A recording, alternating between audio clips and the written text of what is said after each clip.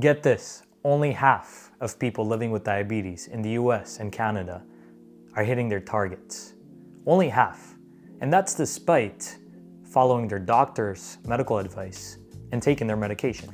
But here's what the doctors and the major diabetes associations are not talking enough about: the essential and crucial role of exercise and nutrition on insulin sensitivity and insulin resistance. Those two are synonymous, and they're essentially the root cause of so many different chronic illnesses today. In this video, we'll outline a full blueprint of insulin sensitivity, what it is, how it works, why it's important, and the most up-to-date strategies on improving insulin sensitivity. So whether you're a type 1, type 2, pre-diabetic, or just someone struggling with weight loss and their metabolic health, this information, I really hope you're gonna find it useful. Hi, I'm Nathan. I'm a type 1 diabetic and kinesiologist, and I've been helping people living with diabetes improve their glucose control, improve their lifestyle, exercise, and nutrition through evidence-based practices and strategies for long-term health.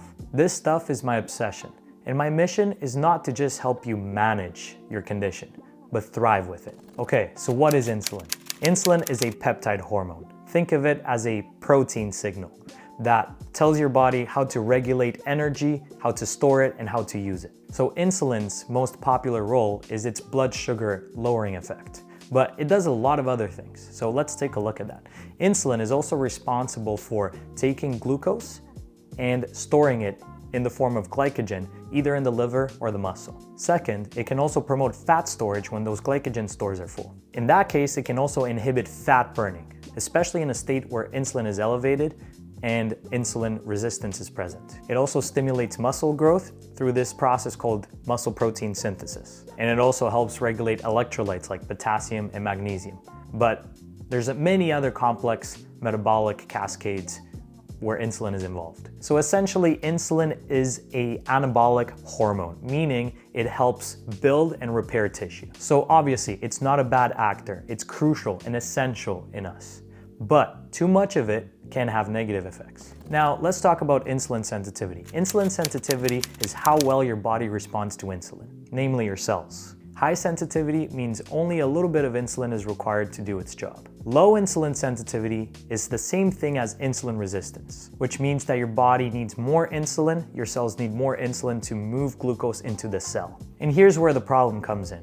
This, which is insulin resistance, can lead to a 2.5 times increased risk of cardiovascular disease, 2 times higher risk of cancer, of certain types of cancer, and 5 times higher risk of developing type 2 diabetes. And here's where the picture gets a little more grim. It's closely tied to weight gain, low energy, hypertension, and issues with fat loss due to a disrupted metabolism. So let me give you a quick analogy. Think of insulin as a key to the cell's door. If you're insulin sensitive, you only need a small key to open that door. But when you become insulin resistant, you need either a really big key, clunky key to open that with a lot of force, or just a lot of small keys to open the cell's door. So more insulin is required when you become insulin resistant and less insulin when you're insulin sensitive.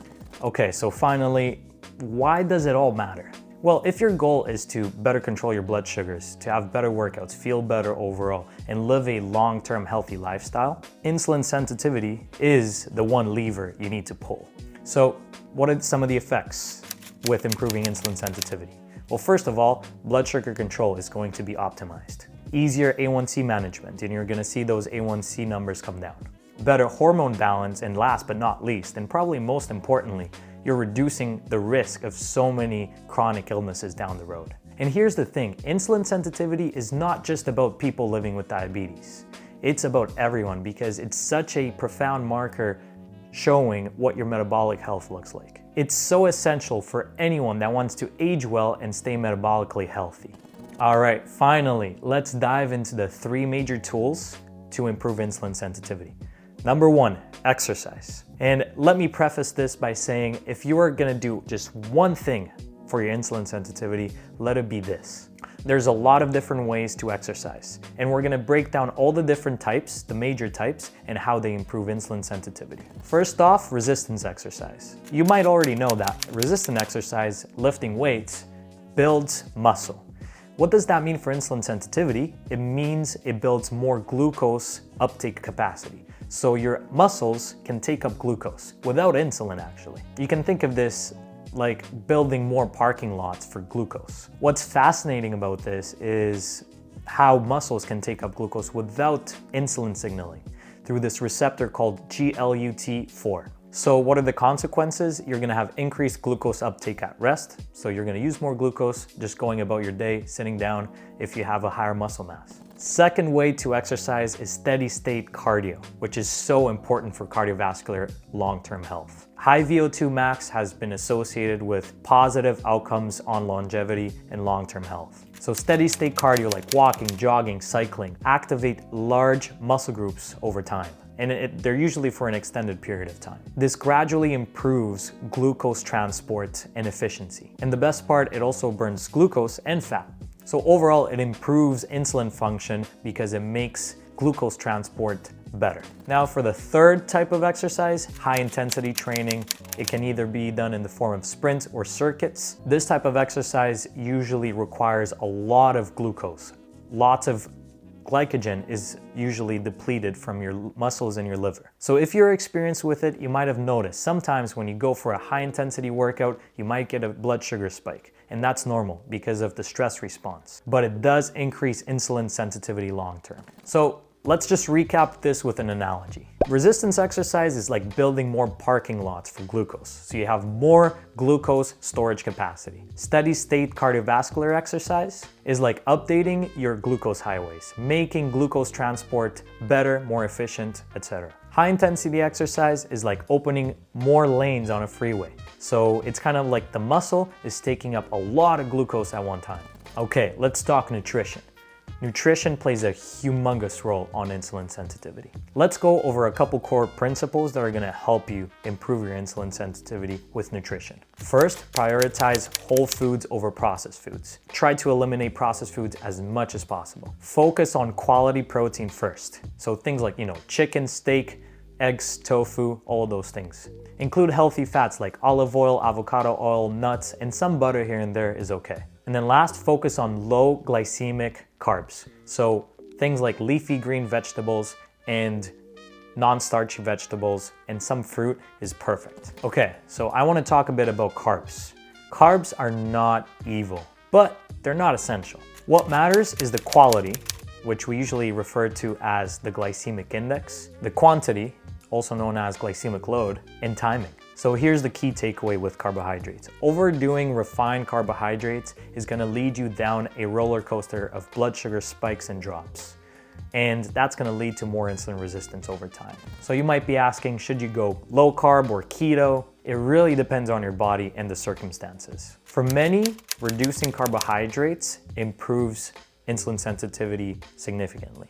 And it's backed by physiological data, mechanisms, and also studies. But not everyone needs to go to low carb extremes. Focusing, for the most part, on the core principles I outlined is gonna leave a little bit of room to enjoy things like desserts on special occasions, for example. All right, now let's talk about lifestyle. This is an often overlooked but very important pillar. So stress. Stress raises cortisol, which cortisol can lead to blood sugar elevations, which can over time increase insulin resistance. You really want to focus on countering that with things like breath work, meditation, journaling, prayer. Now sleep. Poor sleep means lower insulin sensitivity, insulin resistance, and cravings too. Fix this with a morning late routine. So get moving a little bit. Go outside for a walk, get some sunlight in your eyes. Try to get less screen time, especially in the later part of your evening as you're getting ready for wind down for bed. And try to keep your sleep schedule consistent, same wake up times. Very important part of this is also keeping an eye on your stimulant intake. So if you drink coffee, make sure you cut it off before about 3 p.m.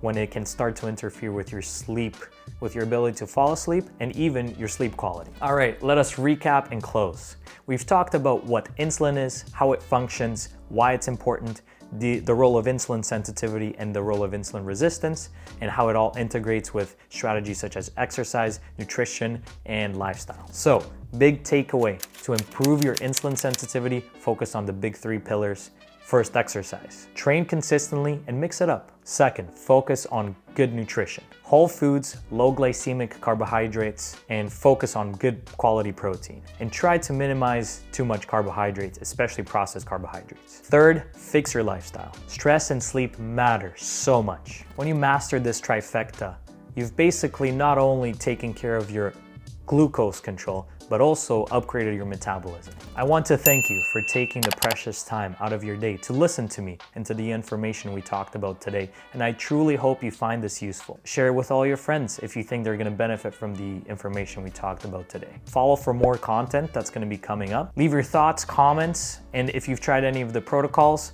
please put them in the comments. I will read all the comments. Until next time, keep thriving.